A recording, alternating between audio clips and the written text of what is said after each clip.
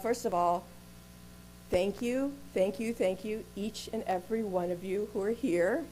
We are at the last presentation of the day of the entire conference after 4 days, and I have a huge amount of gratitude to each of you for coming to this presentation.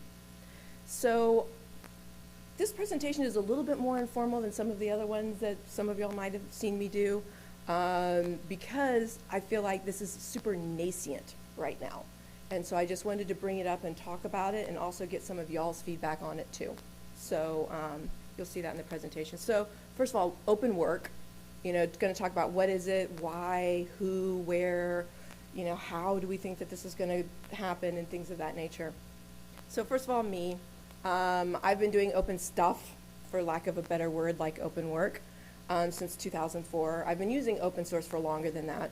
But that's when I really got involved in regards to coining things like, or talking about things like open government and open data when people thought I was a crazy person, and doing things like citability. The word didn't exist yet. Only citation had existed at that time. And then currently I am the executive director of IEEE SA Open, and so I'm kind of guilty of using open in that completely general way, but I needed to do it because of the fact that we're doing open source software and open hardware and open data. And so rather than like trying to do a name with a bunch of words in it, we succinctly said open. So at this point in time, I'm sure you're familiar with all of these hashtags, and of course a lot of them overlap and things of that nature. I dropped 3 of them on you, right? Open source software, open hardware, open data, but there's a lot more out there that are happening right now. And it's feeling a bit crowded right now. It's feeling like a parking lot at Disney. There's a lot that's going on, and a bit worried about dilution on that one. So I kind of felt like for doing this presentation, I wanted to take a step back on it a little bit and go all the way back to what does the dictionary say? Well, that dictionary thing is pretty long, all right? When it comes to open. There are so many different kinds and ways and things that it's used. I tried to sum up some of that here. Not nearly as correctly as they do it in the dictionary, but you can sit there and see that there's a lot of concepts that when we hear the word open, what we think as a society. And this is just the English version, all right? We're not even talking any of the other languages. We're just talking here. And you can sit there and see that there's a lot of stuff that, we are used to in open source, right? We're used to the absence of barriers, allowing access to it free from concealment, not covered, not restricted, no obstacles, able to follow or use, not decided, being generous, being responsive, being accessible, public, not repressed. I thought it was interesting how many of these were nots, by the way. Going through the dictionary. There was a lot of not this as how it frames itself, which I think is a very telltale thing in regards to how we're thinking about open, right, as human beings. And then, of course, there's open as a verb, and what it means is, removing obstacles, making it available, revealing. I really liked the revealing, disclosing, giving access, and to begin. To open a ticket, to open to do something. So, what's the meaning in regards to all of this? And if we sit there and we use open so much, does it lose that? And so this is the XKCD that, I liked because it kind of sums up how I was feeling as I was creating this presentation and noodling on the topic. So thankfully none of y'all have a super soaker in the audience. All right. So, but the thing is when you do look at all those definitions, there is a common trend for all of us, right? We do have a sense of what we think open is, right? There is this common emotional aspect to it. So, and then also, why did we choose the second word of work? Well, because they weren't going to let me get away with play, for one. But really, this was all, the whole concept of this all I found out about when I was at an open work summit at RIT, which is Rochester Institute of Technology. And one of the gatherings we had was at this museum of toys and play. And so it was just kind of like a funny juxtaposition of talking about open work and then purposely going and playing at a museum and doing the video games and, you know, realizing how much I suck at millipede now. I used to be good. So instead, with work, I'm thinking more in regards to technology and science and art. And a lot of this actually comes from the Umberto Eco book, The Open Work, where he talks about that, and also the semiotics of it all. So I think there's some common things in regards to those basic tenets. And of course, I think the first one that we all 100% expect is that it be visible or accessible. You know, that's like a major one that we're all just like, yes, open must have this. And then after that, it gets a little bit different with different groups, right? Is it free to use? Are you free to collaborate on it? Are you able to modify it? Can you share it? Can you annotate it? Can it evolve?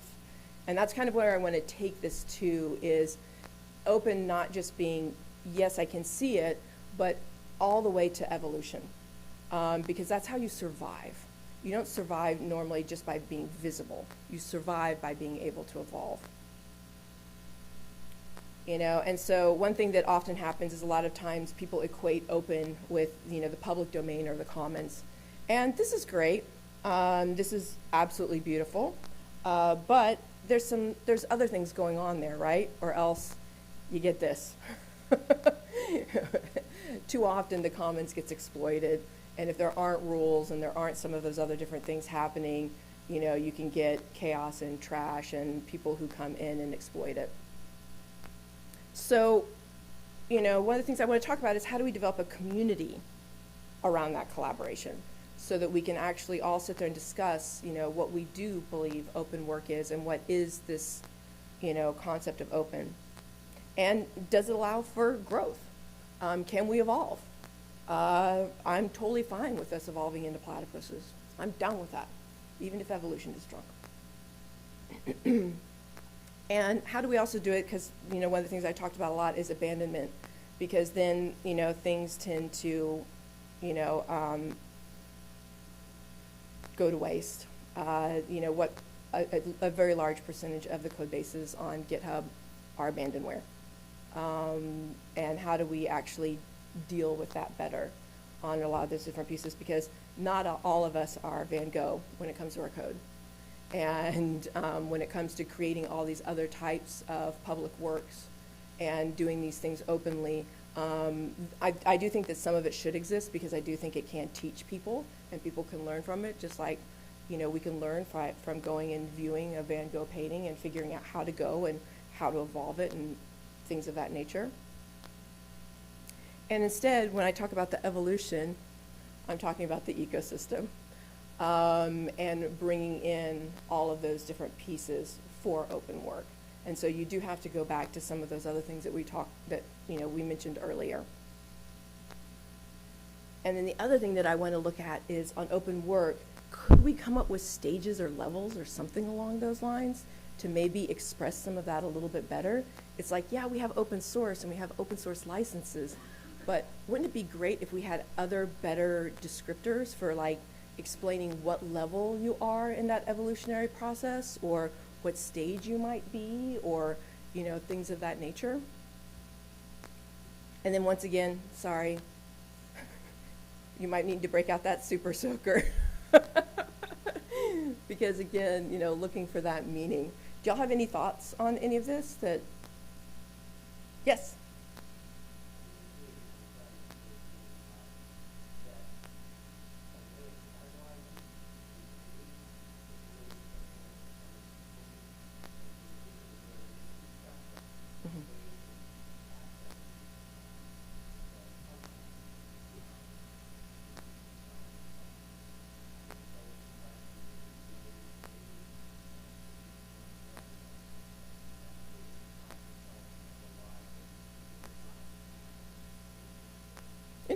Interesting. So the rating systems and the categorizations and the labeling to help in regards to, like, findability and understanding which ones to come in and join and things of that nature.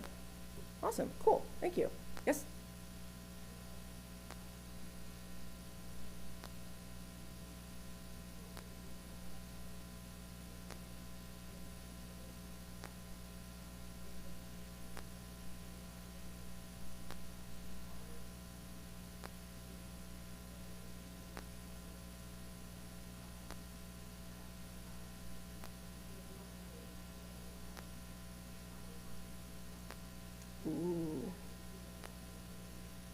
Mm-hmm.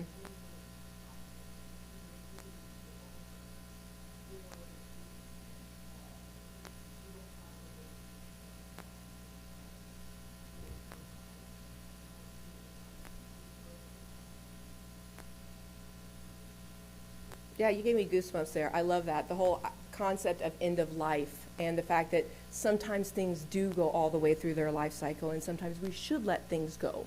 And how do we go about doing that and doing that well? I like that a lot. Thank you. Yeah, that's awesome. So, I'm going to throw this one up. Few people in the audience. So first of all, I don't believe in Dunbar's number the way that it is stated. It is stated based off of cortical capacity, and I don't believe that that's actually it. I think what it's actually a concept, what ends up being the limiting factors are time and attention, and that's the real reason we end up having the limitations that we see in Dunbar's number, is there's only so much time and attention that I can pay to everyone, because there's lots of people out there that I really like and that I really do want to, bond with more, but I only have so much time and attention in the day to be able to do that. But there's ways of getting past that, because girl, I cried my eyes out when Robin Williams died. And there are ways, I think, of being able to kind of be able to penetrate that and do that. And I think we do it in open source more often than we think we do.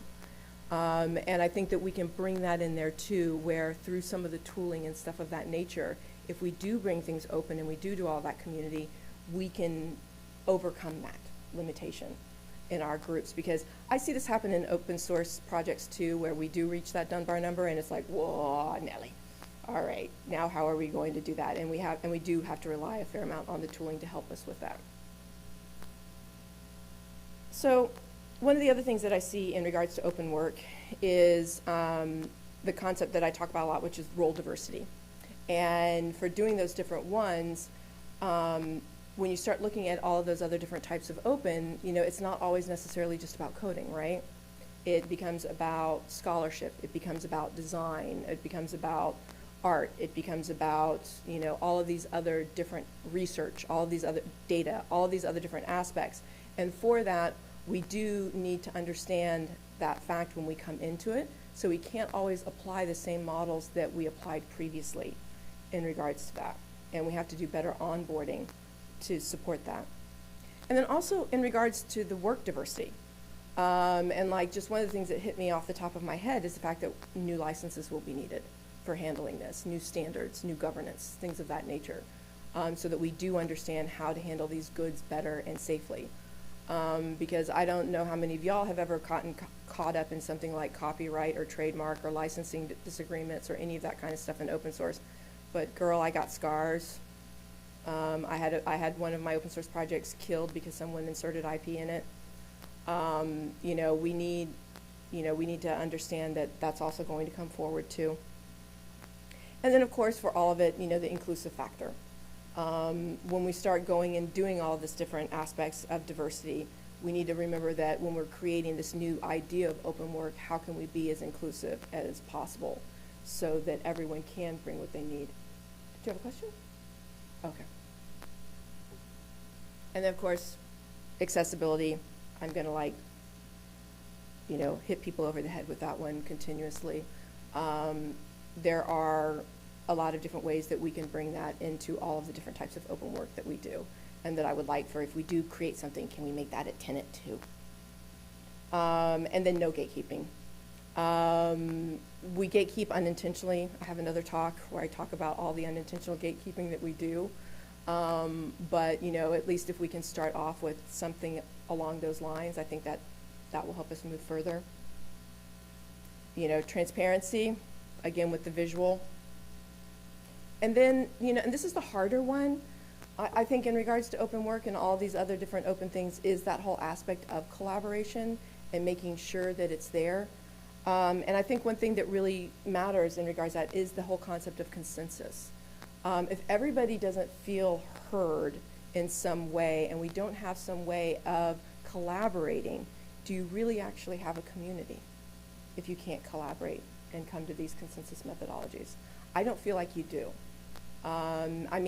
Yeah, I guess sometimes it does work with the whole benevolent dictator for life sort of thing, but it still never sat well with me, you know, since the beginning in the mid-90s when I first saw it happening. I was like, it just felt oogie, and that's a technical word. And then, of course, like I said here, fair governance. That kind of goes back to what I was talking about earlier, making sure that everybody does feel heard, that we do have all of those different aspects in place so that we can actually get to that point where we can evolve and move and pivot and grow and maybe figure out that end-of-life stuff that lady in the back mentioned. So for a lot of the open things that I'm watching right now, a trend that I see happening, and of course I agree with highly, is the concept that's scientific method, which I kind of feel like is where a lot of this all comes from, and one of the reasons why I feel like I took so easily to open source at the very beginning was because I was raised in a scientific household, and so everything was like, you know, mom was always like, citation needed, you know, prove your hypothesis, show me your work, you know, da-da-da-da-da-da-da. All of those things were, you know, part of my upbringing, and I feel like I watched that penetrate conceptually in all of the other types of open work that I see out there, beyond, you know, open source software, but in the other realms too. Obviously, there's going to be other things that we have to take care of, things like legal aspects, you know, taking care of licenses and copyrights and trademarks and patents and intellectual property issues and all those things, because we exist in a world that has all of those rules. So we really do need to make sure that, you know, we do those things. But then also, I feel like there's a lot of different things that we could conquer in regards to the technical aspects of that too. So that when we're talking about open work, and I don't know how we're going to do this generally speaking, but you know, we've done a lot of really cool stuff on this in open source software, right? We figured out how to do things like versioning with attribution, right? And that's been like huge. How else to do open source if you don't sit there and, you know, attribute who created that code and when they did it and things of that nature, so you have this accountability and this feeling of ownership within the community and all that other beautiful stuff, right? And we've taken it down a whole bunch of different directions in regards to that might not always be applicable to all of the other forms of open work. Don't know exactly how CI/CD is going to work on art, but you know, we can figure some of that out. But I feel like there's a lot that's there that we can unpack and pull out and use with other groups. And we kind of already have, right? I mean, I'm old. I remember in the old days when you were trying to collaborate on a Word document. Oh my God. And you'd run into versioning hell and so many versions of the document going out and blah, blah, blah. And basically the only way to work on a document together was for everybody to get in a room and just like hash it out over the projector kind of thing. And now we have things like all these different collaborative document platforms now where we can all get in there and we can do it asynchronously even and have complete accountability and all of that in there. That's awesome. So my other big thing that I worry about in regards to this is definition dilution. There are people out there who might be open washing a bit, and how do we, you know, deal with that and deal with it gently, I guess, because a lot of times I feel like people might not be actually diluting it, right? They just think open means visible, and they don't realize that there's all of these other definitions. And that's one reason why I really wanted us to get together and just try to start working on something like this, because I feel like if we don't create this, someone else will, and they won't do it as well as our community could do it. But what do I know? To be honest, like I was trying to coin a bunch of other terms in 2004 that didn't say open. You know, they all eventually became open. You know, I was working a lot on what I called transparent government. You know, and I was doing a lot of things in regards to citability and all of these other individualized terms. That's not what ended up winning, all right? Open ended up winning. But to me, I wanted to just like to try to get this out into the zeitgeist and sit there and say, hey, can we start talking about this and start talking about what these things mean and not just licenses in regards to it. So, you know, I do kind of feel like, you know, I am maybe accidentally doing yet another one of these things, you know, where technology is like standards, there's 14 competing standards. Oh, we need to do one universal one, and 15 competing standards. So I think that there's a lot of like-minded organizations out there who are doing this work. It's not the Silona show in any way and means. In fact, like I said, I found out about the idea and this concept at RIT doing the Open Work Summit. So, first and foremost, I'd like to point you over to Open at RIT. That's their open source program office. One of the things I think that why they're embarking in on this is when they opened this. So, they got some departments involved that, all of us would assume, okay, of course, the computer science group, all right, okay, well, engineering, yeah. Communications, business, several of the art departments. All of those groups realized that they wanted to be in here and they wanted to participate, and they were really into the concept of role diversity. Overall, they have over 40 different departments at RIT working together in regards to their open source program office. And so they really do have the need in regards to open work because they just have so much happening there.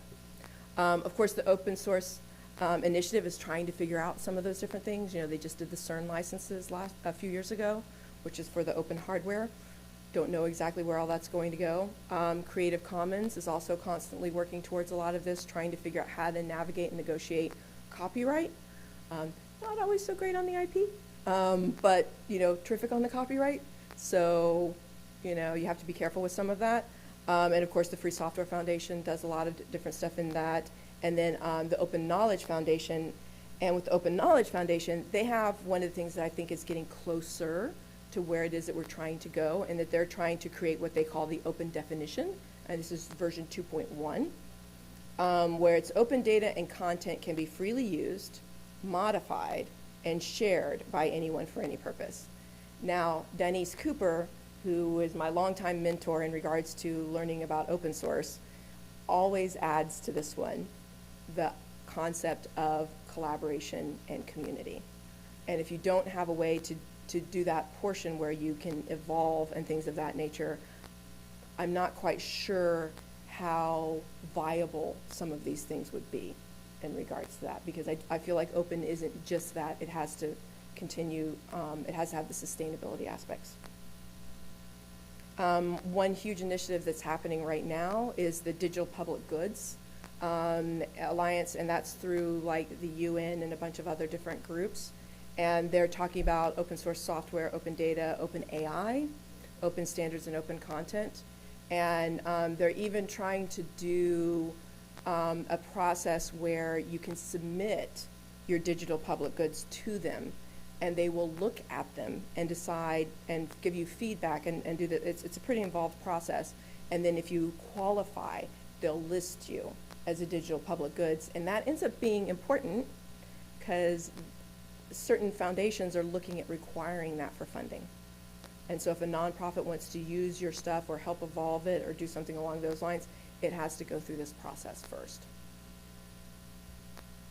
So I encourage y'all to join us. There's a, they're working, they have a GitHub project right now where they're working on the open work definition that's there, and much of this that I talked about was captured from that.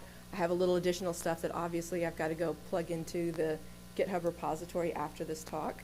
3 of the major people who actually started this, not me, is Stephen Jacobs at RIT, Mike Nolan, and Karsten Wade at Red Hat.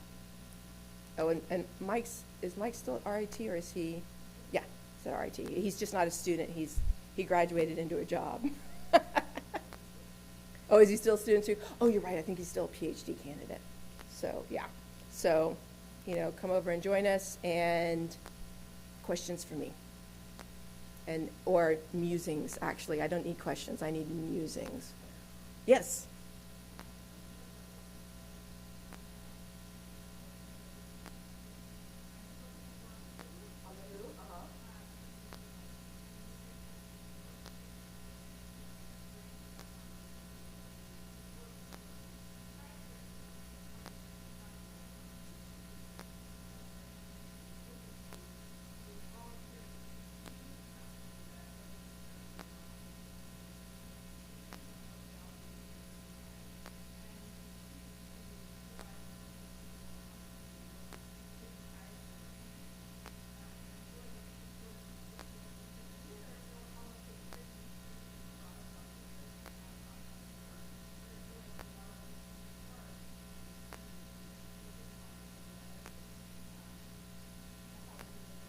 Mm-hmm. Yeah. Yeah, no, that's great. So I totally get where you're coming from in regards to that, and I'll try to restate it, and you can correct me.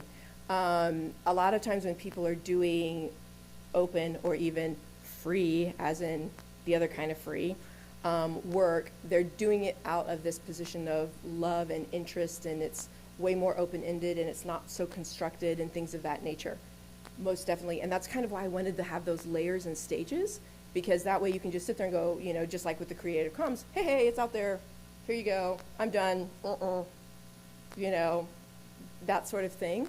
And then for the other ones that maybe like you are working with an open source group and you're iterating with a bunch of other designers to create, you know, this new interface or, you know, something along those lines, then we have to go the direction I was talking about. But I think some of those things are tackled better with some of those other organizations right now, like Creative Commons, where it's like, here it is, da-da-da, done. But yeah, I do see what you're talking about. I think maybe we should, on the Creative Commons, think about something like what she was talking about with the end of life thing, of sitting there going, here's the thing, it's done, this is just where we're at, so therefore I do this. But if we are going further, then maybe we have something else that we use, or something else. Yes, Errol?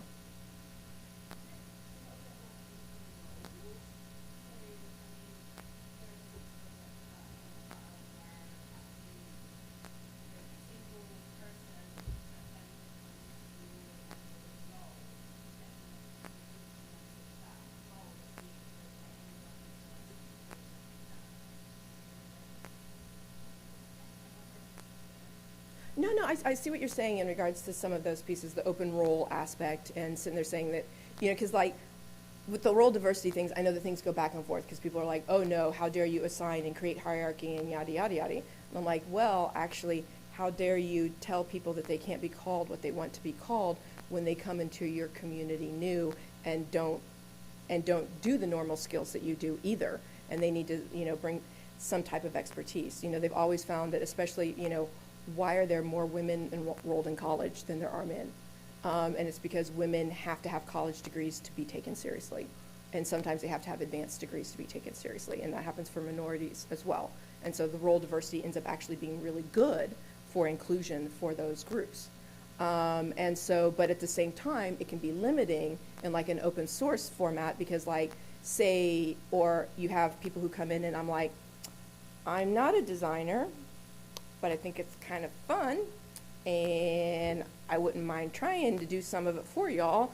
Just don't shoot me if I do it wrong. You know, and things of that nature. So it could be limiting in regards to that. And I'm hoping that maybe with the levels, that might be a better way to help with it or something. Yes, in the back.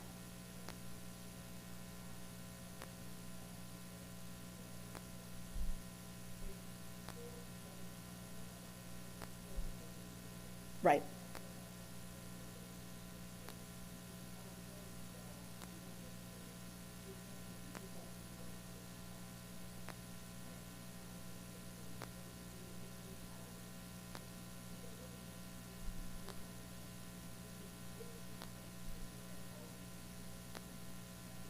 Mm-hmm.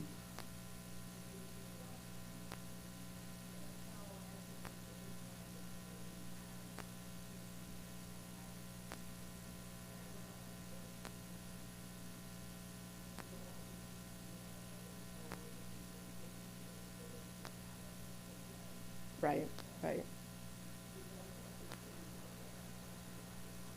True. True. So, to reiterate, so for the viewing audience at home, um, she was talking about skills in regards to that, and skills can both help and also gatekeep.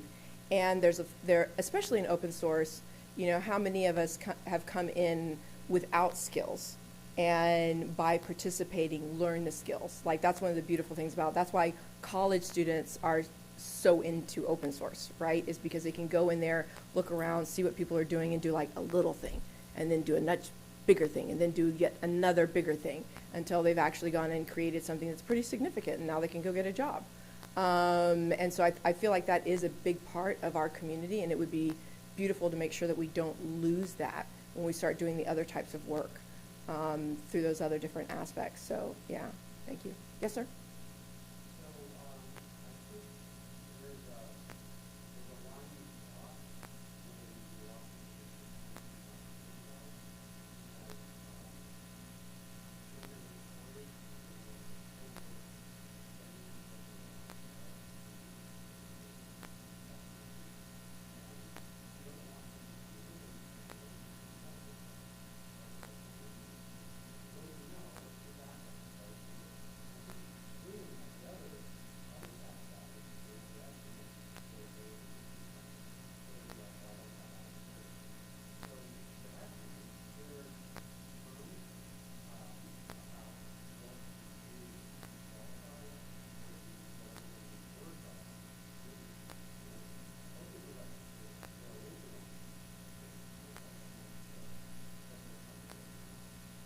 Mm-hmm.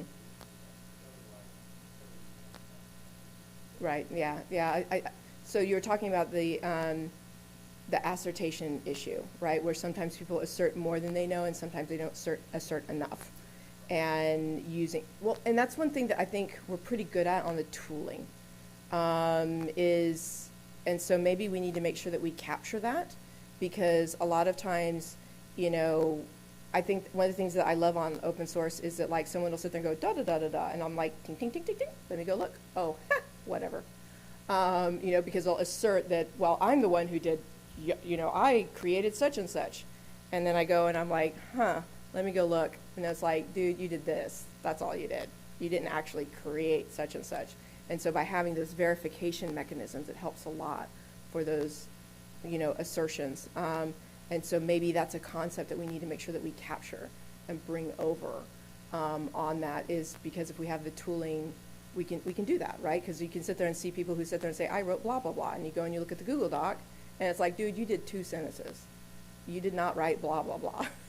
You participated in the writing of this, but you did not, and you can actually go through and, verify some of those different aspects, which is a beautiful thing. I mean, it really is. It saved my bacon I don't know how many times at this point, and I need to remember to do it more, unfortunately. But yeah, I think it's huge. Anything else? Yes, sir.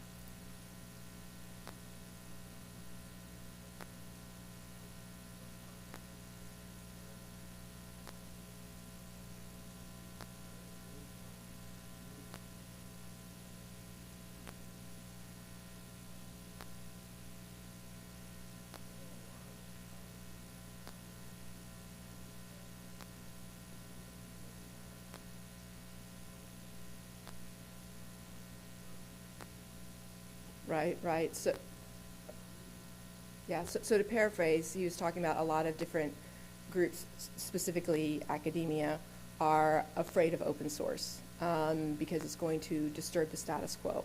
One thing that I think it's really interesting about a lot of those hashtags is how many forms of that seems to be coming out right now, because I feel like there are so many people in the zeitgeist trying to raise that, where you do see open science, open research, open publishing, open, all these pieces where they're really just plain old open education, where they're going through and trying to figure out how are we going to, divide these things up and figure out how that we can do it more. And I think that's one reason why they're so interested in doing it, is because they're really feeling that pain probably the most acutely from dealing with a lot of that. And but like I said, it's funny because for me on the zeitgeist, it is coming from the young people on a lot of it. But there is like questions about things like peer review, right? Safety, security, all of those other different aspects of it that gets that gets the pushback. And so I do think that there's, but we do have to figure out how to address it, just like the news had to figure it out, is figuring it out too, because, news was based off of a broken relationship between advertising the papers and advertising the magazines and the actual news getting done. And once things started like having too much influence and impact on it, the news became biased and catering to the advertisers and things of that nature. Education and publishing is going to encounter some of the same things. Because of the fact that the knowledge is so much out there. There is so much, as you said, that they can learn more than their teachers, by going in and doing all of those different aspects. It's a very serious thing, but it's also sometimes a dangerous thing, because I'm a big fan of citizen science, but yet my mom is a top researcher, and you don't want implants that have been hacked together, honestly. You want standards, you want some of those different aspects to it. So I do feel that there is a big cultural shift. And that's one reason why I feel like we do have to try to figure out those different pieces. And I think that's also probably, due to what you were saying, I kind of fixated on it, is because I do feel that like that stressor, in regards to it. And so, how do we do the open, free part and make sure that we don't accidentally kill it with the, rules and safety part? So, yeah. Yes, sir?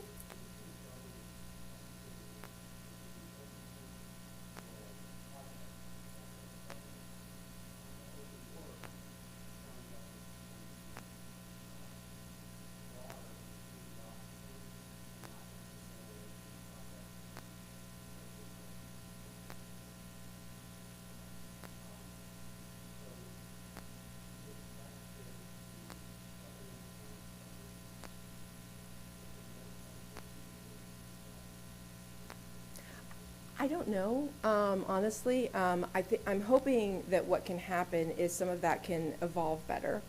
Like I said, there's always going to be certain things in regards to governance that we have to do because of the world we live in. Like, we have to deal with copyright, we have to deal with trademarking, we have to deal with patents and intellectual property issues and blah, blah, blah, blah, blah. We have to deal with those things.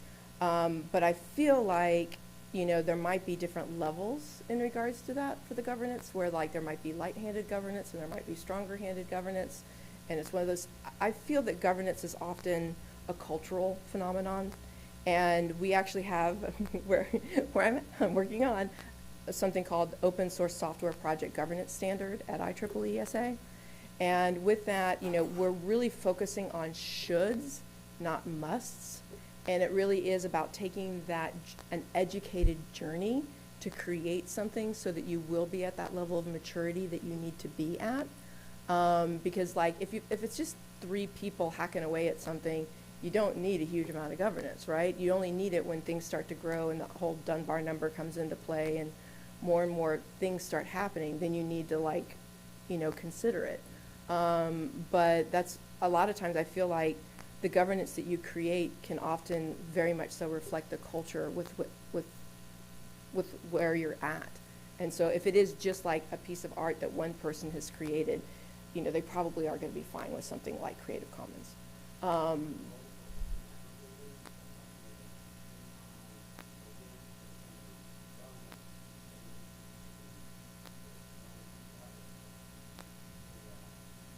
Open aggregators. I think so, because like I've watched so much good stuff out there die when platforms die. There's been like so many different ones where my friends have got on there and we've created some cool stuff, and then that platform dies and now it's gone forever because nobody thought to back it up, or things of that, or it's hard to back up and keep all the credits and such in place. And so perhaps, I think Internet Archive's trying to do that on some levels, but not on all, obviously. But yeah, I do think that we do probably need to figure some of that out, and we do probably need to think on that a little bit more so that we can, because in a weird way, even though it's still ephemeral, we've gotten spoiled with having printed things and painted things and things that are like, that's like the thing that I ran into with citation. No one thought about citability because citations were based off of things that were printed, of course, right? You have a book, right? You've got an ISBN, right? You have these things, right? And the fact that even the newspapers were doing ephemeral content and didn't have permalinks, and things were going away and things were breaking all over the place. I feel like you're right that we have something similar in regards to that, and how do we do it, and how do we also do it for when people want their stuff to go away? Let me go back to the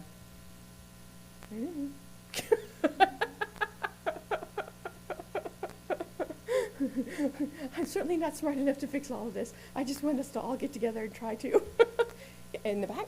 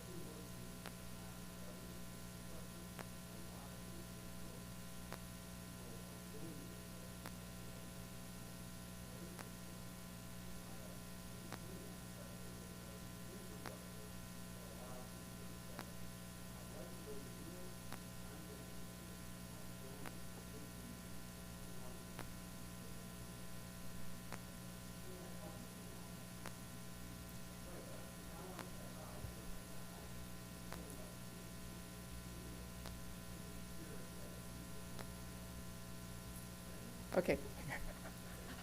I'm going to try to sum this. Y'all said a lot. We're talking about aggregators, and aggregators being a place where perhaps people can put things, and the governance can be handled there.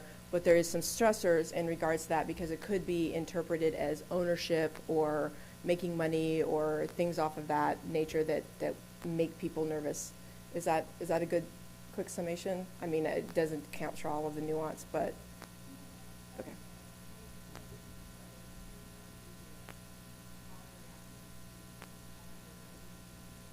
Yeah.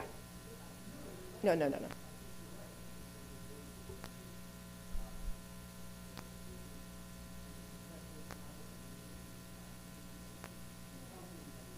Open collections. Hey, yet another open. What did I, let me actually, where's that other one? Ta-da. But it's not wrong. It's not wrong. So, yeah. No, totally. And then, gosh, I can't believe I'm forgetting your name right now. Let it be because I'm tired. I forgot your name, I'm sorry. Yes, Sophia, your question. And then that's the last one we have time for.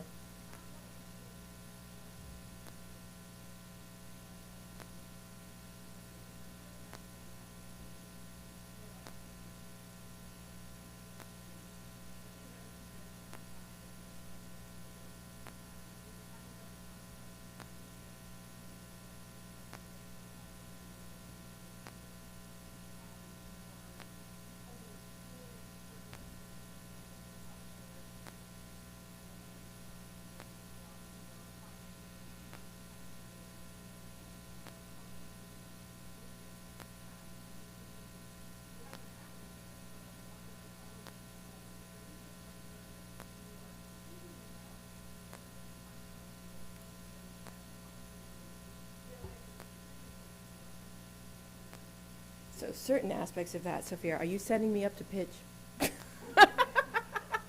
Asking me about infrastructures? Not all forms of open, but that is one of the things that we're looking at with the IEEE platform, right? Is how do we do this correctly for open source software and open data and open hardware and actually, we're also discussing open science and open research and things of that nature. So we are trying to like figure out what each of those are. And I do love, it's Open Collective, correct? Yeah, because they're doing some great work. In fact, one of the nonprofits I'm on the board of, we may be moving over there because they do such great work creating this basic infrastructure for nonprofits, especially in regards to the financial and the tax needs and things of that nature. And I do feel like, yes, there's a lot of stuff out there that definitely needs to happen. But I'm not exactly sure what that's going to look like yet. But obviously I do have some biases on the open education part and the open academia and research and what that's going to look like. But that isn't what I wanted to make this about. So if you want to nerd out on that later, you know, find me online and I will gladly nerd out with you on that on Twitter as well. I'm just at Silona. And I think we're at time. So thank you so much for making this such a great discussion. And I learned several things. Yes.